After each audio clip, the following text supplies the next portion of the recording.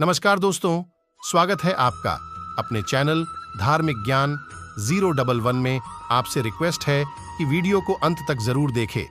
Video पसंद आए तो लाइक करें, साथ ही दोस्त, रिश्तेदार में शेयर एंड सब्सक्राइब जरूर करें। इससे हमें वीडियो बनाने का मोटिवेशन मिलता है और इस तरह की सच्ची धार्मिक ज्ञान की बातें लाते रहेंगे। आज हम दोस्तों, सच्ची श्रद्धा से कमेंट में जरूर लिखें, जय श्री राम, जय हनुमान। चलिए दोस्तों, वीडियो में आगे बढ़ते हैं और जानते हैं कि गौ माता ने समस्त स्त्रियों को ऐसा कौन सा श्राप दिया था। दोस्तों, एक समय की बात है जब भगवान श्री कृष्ण अपनी राजगद्दी पर विराजमान थे, तब उनके पास देवर्षि नारद मुनि आती है और कहते हैं, हे प्रभु, मैं आज मृत्युलोक में भ्रमण कर रहा था। तभी एक स्त्री ने पूछा कि पहले स्त्रियों के बच्चे होते थे तो वह पैदा होते ही चलने लगते थे, परंतु अब ऐसा नहीं है, यह क्यों? प्रभु, मुझे इस प्रश्न का उत्तर याद नहीं था, इसलिए मैं आपके पास आई।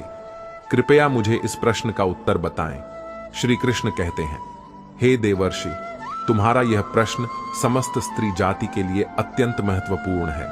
अगर तुम इस प्रश्न के उत्तर को जानना चाहते हो तो ठीक है, मैं तुम्हें एक कथा सुनाता हूं।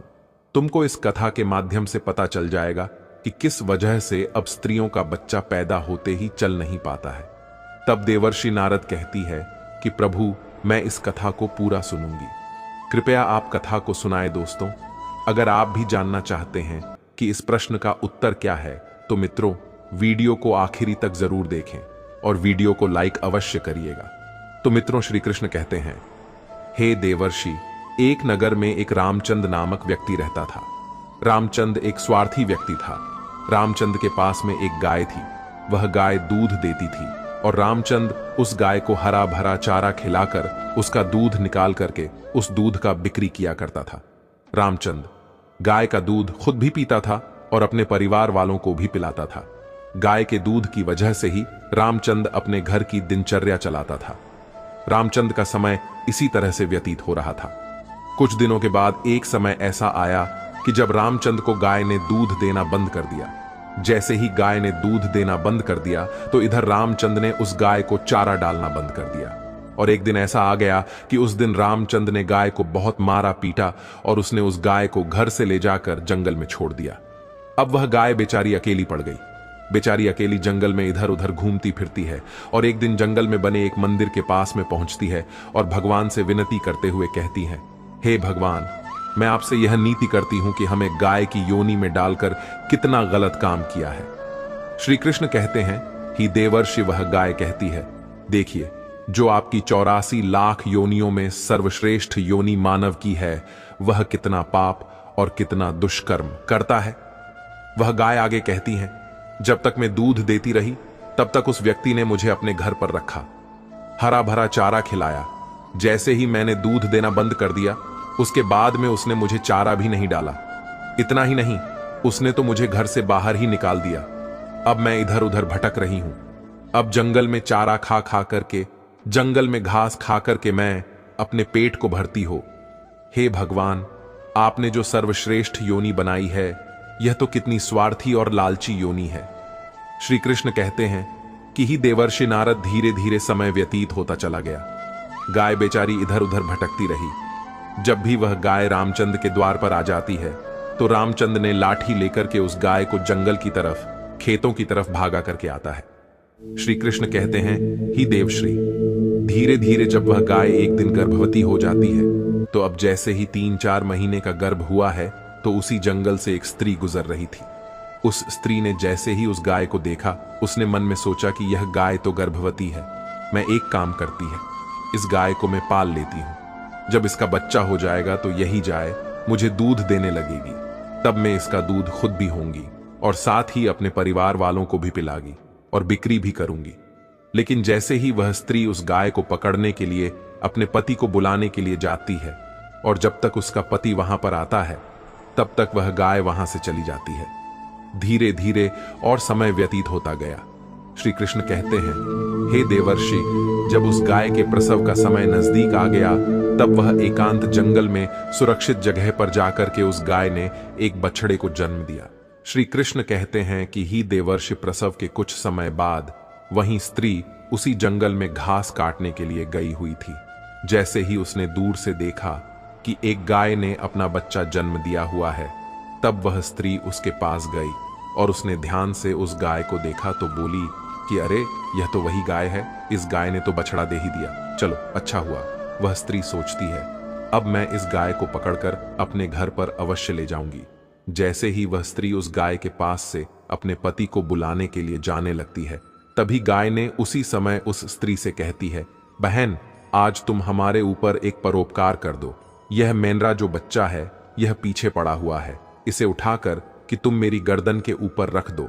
मैं अपने बच्चे को लेकर की किसी सुरक्षित जगह पर चली जाऊंगी, क्योंकि यह मेरा बच्चा 8 महीने बाद चलने लायक हो पाएगा। 8 महीने बाद अपने पैरों पर चलेगा। श्री कृष्ण कहते हैं, ही देवर्षि नारद जैसा अब भी है, ऐसा पहले नहीं था। पहले गाय का बच्चा 8 महीने के बाद ही अपने पैरों पर चलने लायक हुआ करता था। श्री कृष्ण कहते हैं, हे देवर्षि, लेकिन जैसे ही उस स्त्री ने गाय की बात सुनी तो बहुत बहुत जोर जोर से हंसने लगी और कहने लगी, तुम्हारा बच्चा इतना गंदा है, इतनी गंदगी में पड़ा है, मैं तुम्हारे बच्चे को उठा करके तुम्हारे कंधे पर क्यों रखूं? मैं तुम्हारे ऊपर यह परोपकार क्यों करूं? जैसे ही उस स्त्री ने उस गाय का बहुत मजाक बनाया, उस समय गाय बेचारी असहाय थी, वह अपने बच्चे को उठा नहीं सकती थी। श्री कृष्ण कहते हैं कि हे देवर्षि, उसी समय दुखी होकर कि गाय ने श्राप दे दिया। उसने श्राप देते हुए कहा कि जाओ, आज तुम्हारा बच्चा जन्म लेने के बाद तुरंत चलने लगता है, लेकिन आज मैं श्राप देती हूं, तुम्हारा बच्चा जन्म लेने की 10 महीने बाद ही अपने पैरों पर चलने लायक होगा। और जो यह मेरा बच्चा आज चल नहीं पा रहा है, और यह आज के बाद पैदा होते ही बहुत जल्द अपने पैरों पर चलने लायक हो जाएगा। श्री कृष्ण कहते हैं, ही देवर्षि, इसी श्राप के कारण स्त्रियों का बच्चा जन्म लेते ही अपने पैरों पर चल नहीं पाता। दोस्तों, सतयुग में सुखदेव पैदा होने के तुरंत बाद ही अपने पैरों पर चलने लगे थे, और वेद व्यास भी जन्म लेने के तुरंत ही बाद अपने पैरों पर चलने लगे थे। यह बात तो सतयुग की थी, लेकिन कलयुग में ऐसा नहीं है। कलयुग में बच्चे को अपने पैरों पर चलने के लिए कम से कम 9 से 10 महीने लग जाते। इसका कारण यही है क्योंकि गाय ने समस्त स्त्री जाति को श्राप दे दिया था। उसी दिन से समस्त स्त्रियों की जो बच्चे पैदा होते ही चलने लग जाते थे, उनकी प्रक्रिया वहीं पर रुक गई। गाय के श्राप के कारण ही स्त्री का बच्चा 9-10 महीने बाद ही चलने लायक, अपने पैरों पर खड़े होने लायक बन पाता है, और गाय का बच्चा उसी दिन से अपने पैरों पर चलने लायक हो जाता है। इसीलिए किसी की आत्मा को कष्ट नहीं देना चाहिए, और यही सनातन धर्म का सबसे बड़ा धर्म है। गोस्वामी तुलसीदास ने लिखा है, पर हिट सरल धर्म नहीं। दोस्तों, दूसरे के दुख में दुखी हो जाना, दूसरे के काम आना सबसे बड़ा धर्म माना गया है। तो इसलिए हमें असहाय पशु की, पक्षियों की सहायता करनी चाहिए। गाय के श्राप की वजह से ही जितनी भी पशु पक्षी हैं, उन सब के बच्चे जन्म लेने के तुरंत बाद चलने लग जाते हैं। लेकिन स्त्रियों के बच्चों पर इसका विपरीत प्रभाव पड़ा कि जन्म के तुरंत बाद स्त्री का बच्चा चलने लायक नहीं बन पाता। एक स्त्री की गलती से आज समस्त मानव जाति की महिलाओं को श्राप का खामियाजा आज भी भुगतना पड़ रहा है। मित्रों, आपको यह जानकारी कैसी लगी? हमें कमेंट में अवश्य बताइएगा, और कमेंट में जय श्री राम अवश्य लिखना। साथ ही अगर आप हमारा चैनल पर नए हैं तो चैनल को सब्सक्राइब अवश्य कर लेना, हो सके तो इस वीडियो को ज्यादा से ज्यादा लोगों तक शेयर अवश्य करें। वीडियो देखने के लिए आपको दिल से बहुत बहुत धन्यवाद।